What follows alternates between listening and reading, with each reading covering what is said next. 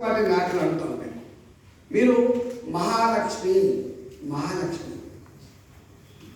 2500 రూపాయలు ప్రతి మహిళకి ఇస్తా అని చెప్పారు. ఇచ్చింది ప్రతి మహిళకి, ప్రతి ఆడబిడ్డ పెళ్ళికి. దీంట్లో ఇవన్నీ ఉన్నాయి. ఇవో కాంగ్రెస్ పార్టీ మేనిఫెస్టోలో 66 వాటిల్లో కొన్ని ఉన్నాయి. ఇంకా చాలా 42 పేజీల వాళ్ళ డాక్యుమెంట్ కూడా చెప్తున్నారు. అంటే 2500 రూపాయలు ప్రతి మహిళకు 18 సంవత్సరాలు నిండిన ప్రతి మహిళకు ఇస్తా అని చెప్పిండు. ఎవరికైనా ఇచ్చిందా? భర్తలు చనిపోయిన వాళ్ళకి కానీ, ఇవాళ 65 సంవత్సరాలు నిండిన వాళ్ళకి కానీ, భర్తలు వదిలిపెట్టినటువంటి ఒంటరి మహిళలకు కానీ మీరు ఏమిస్తా అని చెప్పిండ్రు?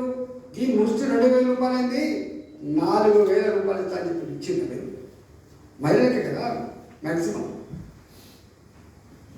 ఇవాళ ఇదే మహిళలకు మీ గ్రూపులకి 5 లక్షల రూపాయల వడ్డీ లేవడం కాదు, 10 లక్షల రూపాయలు ఇస్తా అని చెప్పి ఇచ్చిన వాళ్ళు.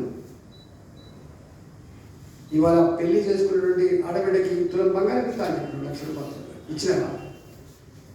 బంగారు తల్లి పథకం గతంలో కాంగ్రెస్ పార్టీ అది కూడా కొడుతుంది అని చెప్పి ఇచ్చిన వాళ్ళు. ప్రతి చదువుకునేటువంటి ఆడబిడ్డకి, డిగ్రీ చదివే ఆడబిడ్డకి స్కూటీ ఇస్తా అని చెప్పి ఇచ్చినవా? ఏమి ఇచ్చినావు నువ్వు? నేను అన్ని అమలు చేసిన. మహారాష్ట్రపై పశ్చాబద్దాలు ఆడతాడు. ఈయన స్థాయి ఎంత, ఆయన బతికెంత, గక్కడ పోయి మోడీ ఎందుకు ఇది అంటాడు.